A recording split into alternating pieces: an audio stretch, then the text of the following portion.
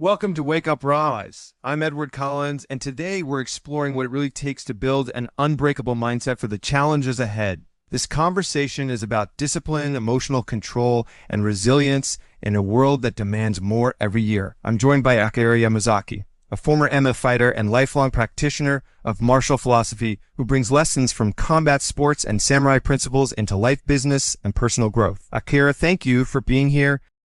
Thank you, Edward. It's a pleasure to be here and to share these reflections. Conversations like this matter, especially when people are trying to understand themselves better. I want to start with something very personal. When people look at fighters, they often imagine physical toughness first, but I've always been curious about what happens internally. You train for months, the fight is set, you step in, and sometimes you lose when that happened to you. How did you deal with it mentally? What was going on in your head after a defeat? That's a good question, because defeat is never just about the result. For me, everything starts with where I come from. My father is Japanese, born in the post-war period, and he carried with him a very strong cultural foundation. In Japan, there's a concept called Yamato Dameshi, which is the spirit of perseverance, duty, and contribution. His goal was never to raise a champion. His goal was to raise a good human being, someone prepared to serve society and live with integrity. So from a very young age, everything I learned was connected to emotional discipline, not just technique. That already reframes the whole idea of winning and losing. Exactly. In that context, defeat isn't the end of the story. In the samurai tradition, there are three mental states that guided warriors. The first is mushin, which means an empty mind. Not empty as in distracted, but empty of noise, fully alert, fully present. The second is zenshin, a state of remaining awareness after the battle. You adjust your helmet. It means the moment has passed, but you stay prepared for what comes next. And the third is fudoshin, the immovable mind. That idea alone feels incredibly relevant today. It really is. Fudoshin means not being carried away by extremes. When you win, you don't lose yourself in euphoria because that moment will pass. When you lose, you don't collapse into despair because that moment will also pass. My father taught me this gradually through training, through daily life. So when I lost a fight, yes, there was pain, there was sadness. I invested months of preparation, energy, and belief. It hurts. But after some time, usually days or weeks, I would ask myself, what can I learn from this? Not just technically, but emotionally. That learning phase seems critical, but also very hard to access when emotions are raw. It is, and that's why timing matters. You don't force wisdom in the middle of pain. First, you accept the pain. Then when the mind calms down, clarity appears. Resistance only prolongs suffering. Acceptance opens the door to growth. You're describing something that goes far beyond fighting. Entrepreneurs, professionals, anyone facing public failure can relate to this. Absolutely. The octagon is just a metaphor. Life is full of unpredictable variables, injuries, sudden changes, setbacks, public losses. If you're not prepared internally, frustration turns into fear. Fear turns into paralysis. But if you train the mind the way you train the body, you stay adaptable. And that adaptability seems to be the core of what separates people who endure from those who break. That's right. Everything is training. Every experience prepares you for the next one. The problem is when people believe the war is over and take off their helmet, in reality, life keeps moving. You adjust, you breathe, and you continue. That image is powerful. Adjust the helmet, stay present, and keep going. I want to explore more about how this mindset was built day by day, especially through your relationship with your father and discipline. But before we go deeper into that, let's pause briefly. If you've made it this far and found this content useful, consider leaving a like. If you want more content like this, subscribe to our channel and enable notifications to stay connected with Wake Up Rise. Now let's get back to the conversation. You were just talking about How discipline, when understood correctly, isn't about punishments, it's stomach preparation. And that's something my father embodied every single day. You were just talking about discipline, not as punishment, but as preparation. I'd like to stay there for a moment because a lot of people hear the word discipline and immediately associate it with rigidity or suffering. In your case, how was discipline actually presented to you growing up? Discipline for us was never about control or fear. It was about responsibility. My father used martial arts as a school for life. He didn't train us to fight. He trained us to show up on time, show up tired, show up frustrated, show up even when you didn't feel like it. That consistency slowly builds something inside you. You don't notice it day by day, but over the years, it becomes part of who you are. Was there ever a moment where you questioned that path, where you thought, maybe this is too much? Many times, especially as a teenager, we trained early in the morning around 5:30. We studied, we worked, we helped at the academy. There were days when my body was exhausted and my mind wanted excuses. I remember asking my father once if we could move training to a later time so we could rest more. He looked at me calmly and said, "If you don't want to train, you're free to leave, not in a harsh way, just clear, That kind of clarity is rare. very rare." And he added something that stayed with me forever. He said, "This training is not about performance, it's about spirit." At first, I didn't understand that. I thought, how can training not be about getting better physically? But what he meant was that performance comes and goes. Spirit is what sustains you when performance drops. That reframes effort completely. It does. Anyone can perform well when conditions are perfect, but who are you when you're tired, frustrated, or unmotivated? That's where discipline reveals its true function. It trains your ability to choose what's right over what's comfortable. And that choice repeated daily becomes identity. That's true over time. You stop negotiating with yourself. You don't ask, should I do this? You simply do it. That removes a lot of mental noise. And when big challenges appear, your mind is already trained to stay steady. You mentioned earlier that your father didn't want to raise a champion, but a good human being. How did that influence your decision later to pursue professional fighting? That's an important point. Martial arts were always a foundation, not a destination. I could have become anything, but I had a strong competitive spirit. When I first watched UFC in the early, something clicked. I felt very clearly this is my path. When I told my father, his first reaction was rejection. He thought it was violent, irresponsible. But after reflecting, he came back and said something very wise. If you're not betraying your principles, then I have to support you. Your happiness is your responsibility, not mine. That level of trust must have been empowering.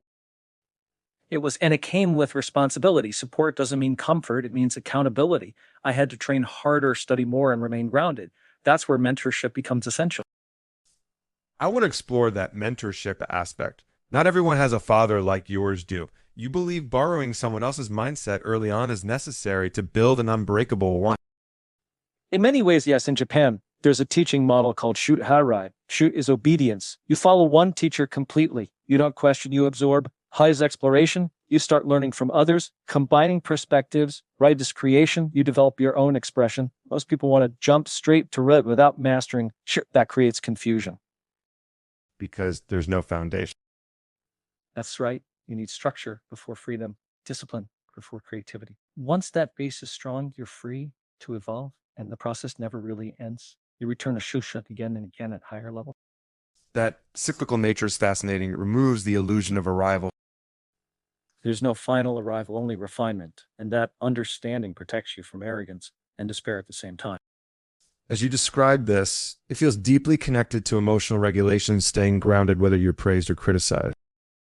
That's the essence of Fudoshin, emotional balance, not suppressing feelings, but not being ruled by them. Victory and defeat are both teachers if you let them be.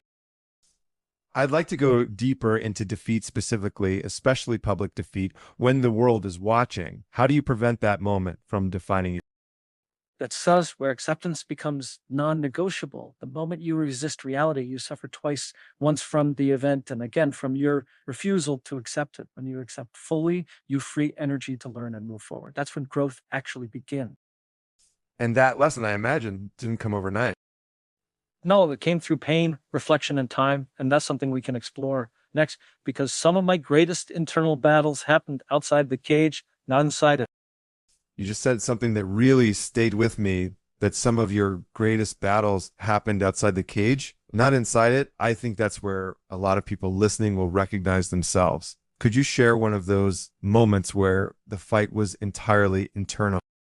Yes, and I think this is where the idea of an unbreakable mindset becomes very real. One of the hardest moments of my career wasn't just losing a fight. It was facing situations that felt unfair. There was a period when I was suspended because of a substance that I had taken unknowingly. I declared it honestly. I didn't hide anything. And still, I received a 2-year suspension at that time. The rules were different, much harsher.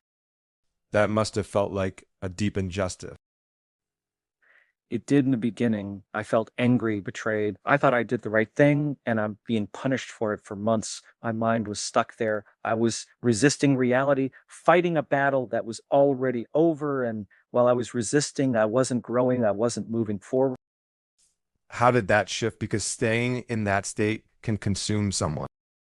It was a conversation with my brother that changed everything. He looked at me and said, "This already happened. You're suspended. That's a fact. You can either waste these 2 years fighting reality, or you can use them to grow in other areas of your life." That was a wake up call.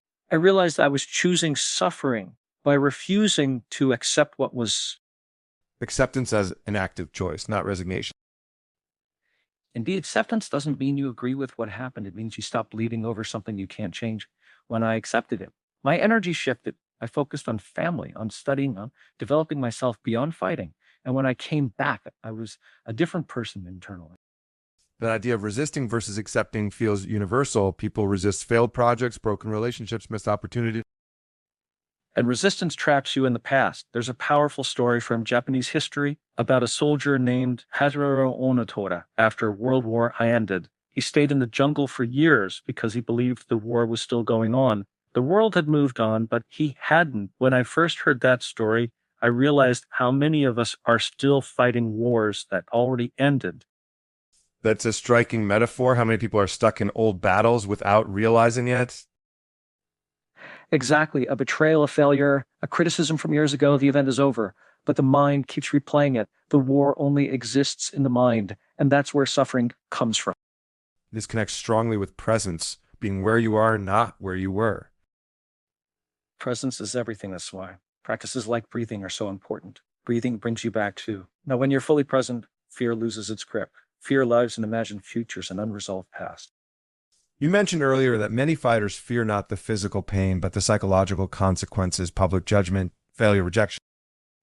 Yes, physical pain is familiar. We train for that every day. Psychological fear is what paralyzes people. Fear of being humiliated, of not being enough, of losing status. When you bring awareness to that fear and ask, what am I really afraid of? It begins to dissolve. Almost like shining a light on it. Yes, awareness transforms fear into information. And once it's information, you can respond instead of react. This level of self-observation sounds like a skill that takes time to develop. It does. My wife calls it watching your own movie. You step outside yourself and observe your actions, your motivations. Why am I acting this way? Is this coming from ego, from fear, or from clarity? That observer perspective changes everything. Because it creates space between stimulus and response. Yes, and in that space, you regain freedom. That's where true strength lives, not in aggression, but in awareness. As you talk about this, I can see how your understanding of success must have evolved over time. Early success versus later success often feels different. Very different. In the beginning of my career. There was lightness, joy, curiosity. I was improving, learning, enjoying the process. Later, when I became champion, success brought pressure. I didn't want to be champion anymore. I needed to be champion. That shift changed my energy completely. From enjoyment to obligation. Absolutely. An obligation creates fear of losing, fear of not meeting expectations. That's so well, performance suffers. I only understood this clearly later. Looking back in the moment, it's very hard to see.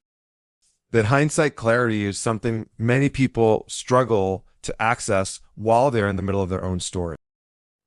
And that's why conversations like this matter. They don't eliminate pain, but they shorten the distance between experience and understanding. You mentioned that shift from enjoying the process to needing the result. And that feels like a turning point, not just in sports, but in life. I see that all the time with entrepreneurs, executives, creators. At first, there's curiosity and passion. Later, everything becomes pressure. How did that realization change the way you approached competition and life afterward? It changed everything. When I look back, I realized that my best performances came when I was light, when I was curious, when I was simply doing what I loved. I wasn't attached to the outcome. I wanted to win, of course, but my identity wasn't tied to winning. Later on, when I became champion, my identity merged with the belt, with the status, and that's dangerous because anything that can be taken from you will eventually be taken. That attachment creates fragility. Yes, people think attachment gives strength, but it actually creates fear. When you need something to prove your worth, you become anxious. You stop flowing. In my case, after losing the belt, I entered a phase where I was chasing confirmation. I needed to prove I was still capable, and that needing drained me. It's interesting how the word need keeps coming up. Needing recognition, needing results, needing validation. Because need comes from scarcity, and scarcity creates tension. When you operate from abundance, you act differently. You train, you prepare, you show up, but you're not desperate. Desperation clouds judgment. It tightens the body and the mind. So in a way, success itself became a test. Yes, success is one of the biggest tests of character. Failure teaches humility, but success tests awareness when things are going. Well, that said, when the ego sneaks in quietly, you don't notice it at first. You start believing the story about yourself. And once that story takes over, it's hard to hear anything else. Very hard. That showing self-observation is so important. Being able to step back and ask, why am I doing this? Am I training because I love the craft or because I'm afraid of losing my image? Those are very different energies. This makes me think about courage. People often associate courage with fearless action, but what you're describing sounds more like clarity than bravado. That's true. I don't believe courage is acting despite fear without understanding it. Courage comes from awareness. When you understand your fear, it loses its power. Many people say, just go with fear. I don't fully agree. I think you should pause and ask, what exactly am I afraid of? And when you ask that question, honestly, what usually comes up? Most of the time, it's not physical danger. It's psychological fear, fear of judgment, fear of failure, fear of being seen as weak. Once you see that clearly, you realize how little control other people actually have over your life. You're born with nothing, and you can rebuild again if needed. That perspective alone can be liberating. It is when you accept that loss as part of the path, fear relaxes, courage then becomes a natural consequence, not an effort. I want to touch on something very practical. You talked about breathing, presence, awareness. These sound simple, almost too simple, yet people rarely use them. Why do you think that? Because simplicity doesn't impress the ego. Breathing is free, presence doesn't come with a certificate, so people underestimate it. But breathing is one of the most powerful tools we have when you focus on breathing deeply and consciously. You activate your nervous system in a way that calms the body and clears the mind. Bringing you back into the present moment. Indeed, you can't think and feel deeply at the same time. When you feel the breath, the mind quiets. That's why fighters, monks, and even modern neuroscientists all talk about breath. It grounds you. And presence seems to be the common thread here, whether it's fighting business or relationship. Presence transforms everything. If you drink a glass of water with full attention, that moment becomes complete. You're not rushing to the next thing. Life stops being a means to an end and becomes meaningful in itself. That is a radical idea in a world obsessed with speed and outcome. It is, but without presence, you're never actually living. You're just chasing. As you say this, I'm thinking about your role now as a father and mentor. How do you pass these ideas on to your children, especially in such a competitive environment? That's one of my biggest responsibilities today. My children train. They compete, and I constantly remind them, one good training session doesn't define you, and one bad one doesn't either. You don't get carried away by success, and you don't collapse in difficulty. You adjust your helmet and move forward.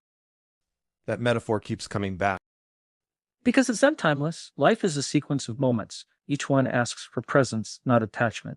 When you understand that, the mindset becomes truly unbreakable.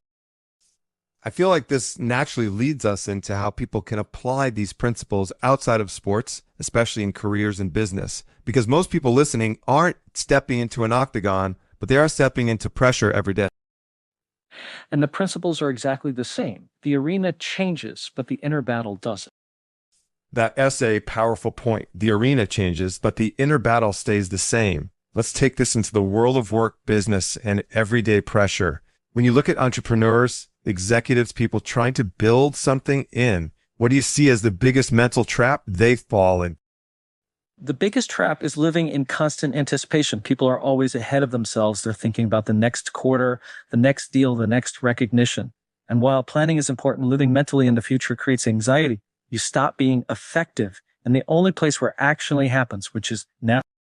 It's almost like they're never fully where they are. Exactly. They wake up already tired, not because of physical effort, but because their mind never rests. They carry yesterday's problems and tomorrow's fears at the same time. That is sustainable in fighting. If your mind is not in the present, you get hit in business. The hit comes later, but it's just as real. Burnout, bad decisions, broken relationship.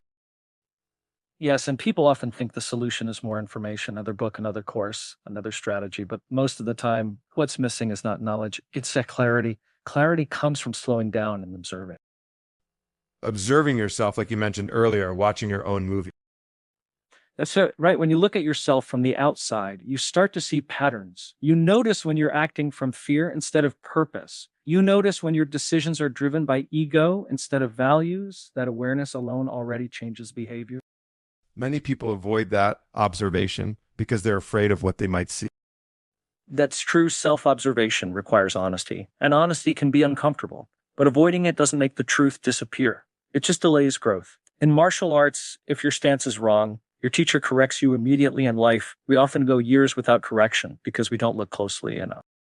There's also this culture of constant comparison, especially now. Comparison is poison. When you compare your chapter 2 to someone else's chapter 10, you create unnecessary suffering. Everyone has a different path, a different rhythm. When I was fighting, people would tell me, you should already be fighting for the title, but I trusted my timing. I wanted to arrive prepared, not rushed. That patience seems increasingly rare.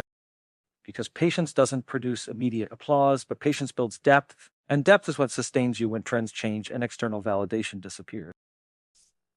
How do you personally define success today after everything you've lived? Success today means alignment. Alignment between what I think, what I say, and what I do. If those three are in harmony, I feel at peace regardless of external results, titles, money, recognition. They come and go, alignment state.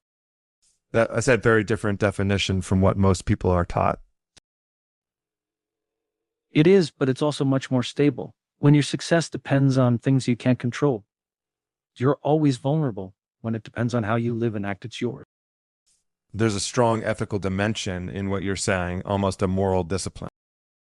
Discipline without ethics is empty, and ethics without discipline is weak. They need each other. My father always said that strength without character is dangerous. And I've seen that many times, both in sports and in business. When people hear unbreakable mindset, they often imagine toughness, hardness, but what you're describing sounds softer yet stronger. That's a good observation. An unbreakable mindset isn't rigid. It's flexible. It adapts. It bends without breaking. Rigidity snaps under pressure. Flexibility absorbs impact. Like in martial art? Yes, the principles are the same. If you're tense, you get hurt. If you're relaxed and present, you respond naturally. Life works the same way. For someone listening right now who feels overwhelmed, pressured, maybe even stuck in a loop of fear or expectation, where would you suggest they start? Start small, very small. Start by paying attention to one breath, then one action. Eat one meal with presence. Have one honest conversation. You don't need to change your entire life overnight. Consistency in small things changes the direction of your life over time. That removes the pressure of transformation. That's when right transformation is not an event. It's a process, and processes require patience and kindness toward yourself. I feel like this leads us naturally into something deeper, meaning and purpose, because once performance and pressure are reframed, the question becomes, why am I doing all this in the first place? And that question is at the heart of everything. That question really is at the center of it all. Once people slow down and stop living only for performance, they often realize they've never clearly defined their purpose in your own journey. How did your sense of purpose evolve over time? Purpose for me changed as I matured. Early on, my purpose was very concrete. I wanted to compete, to test myself, to see how far I could go physically and mentally. That's a valid purpose, especially when you're young. But later, I realized that competition was just the surface. Underneath it, there was something deeper, self-mastery. Mastery of yourself, not just of the sport. Absolutely, fighting was the tool that forced me to face fear, ego, discipline, patience, humility over time. I understood that those lessons mattered more than the victories themselves. When I stopped fighting professionally, that purpose didn't disappear. It simply changed form. And an important point, because many people attach their identity to a role. When that role ends, they feel lost. That's very common. If your identities, I am my job or I am my title, you're in danger. Roles change, bodies age, circumstances shift. If your sense of self is tied only to external functions, suffering is inevitable. Purpose needs to be internal enough to survive change. How does someone build that kind of internal purpose? By asking honest questions and by being willing to listen to uncomfortable answers. Questions like, what values do I want to embody? How do I want it to treat people? What kind of presence do I bring into a room? Those things remain relevant no matter what you do professionally. That reframes success as a way of being, not just achieving. Yes, achievements are expressions, not foundations. When people confuse the two, they burn out or feel empty, even when they win. I've met many successful people who are deeply unhappy because they reached goals that were never truly aligned with them. That's something we don't talk about enough. Because it challenges the narrative that more is always better. Sometimes less is more clarity, less noise, less comparison. When you reduce external pressure, your internal compass becomes stronger. You've mentioned spirituality a few times, but always in a grounded way. How does spirituality fit into this mindset without becoming abstract or detached from reality? For me, spirituality is very practical. It's not about beliefs alone. It's about awareness. It's about recognizing that there's something larger than your ego operating through you when you're fully present. When I fought in a state of calm and clarity, it felt like action happened through me, not from me. Almost like getting out of your own way. That's true when you're obsessed with controlling outcomes, you block that flow. When you trust your preparation and stay present, things unfold naturally. That's true in sports, in business, and in relationships. That trust seems difficult for people who are used to controlling everything. Control is often a response to fear. We try to control because we don't trust uncertainty, but uncertainty is unavoidable. The question is not how to eliminate it, but how to coexist with it peacefully. And that requires humility. Very much so. Humility doesn't mean thinking less of yourself. It means thinking of yourself less when your focus shifts outward. You suffer less internally. I'm thinking about leaders listening to this, people responsible for teams, families, organizations. How does this mindset influence leadership? Leadership starts with self-leadership. If you can't regulate your emotions, your fears, your ego, you'll project them onto others. A calm leader creates calm environments. A reactive leader creates chaos. People don't follow words, they follow presence. Presence as a form of authority. Yes, when someone is centered, you feel that you trust them more, even if they speak less. That's the kind of leadership that lasts. It's interesting how all these threads come back to the same core ideas: awareness, acceptance, presence. Because their fundamental techniques, change tools evolve, but the human mind hasn't changed that much. We still struggle with fear, desire, and identity in the same way. As we move toward the final part of this conversation, I'd like to bring this into something very practical and forward-looking. Is right around the corner for many people listening. They're thinking about goals, plans, resolutions based on everything we've discussed. What would you say truly separates those who thrive from those who remain stuck? It comes down to one thing: whether you're living consciously or unconsciously. Conscious people respond, unconscious people react, and that difference changes everything over time.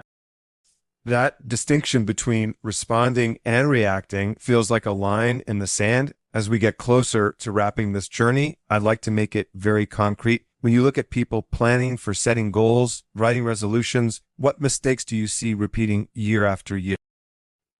The biggest mistake is trying to change results without changing identity. People say, this year, I'll earn more, I'll be calmer, I'll be successful, but they don't ask who they need to become to sustain those results without inner change, external change. Never lasts. So they chase outcomes instead of transformation. Exactly. They focus on what they want, not on how they live daily, but your future is built by your habits, your reactions, your inner dialogue. If those don't change, the calendar turning doesn't change anything either. That explains why so many resolutions fade by February. Because they're fueled by motivation, not structure. Motivation is emotional and temporary. Structure is quiet and consistent. In martial arts, you don't wait to feel motivated to train. You train because that's who you are. Identity again. Always identity. When you say, I am the kind of person who shows up, behavior follows naturally. When you say, I'll try, you're already creating an escape room. That's uncomfortable, but very honest. Growth is uncomfortable by nature. Comfort is static. Life is dynamic. When people try to stay comfortable while demanding growth, they create internal conflict. There's also a lot of pressure around speed. People feel late behind, outdated.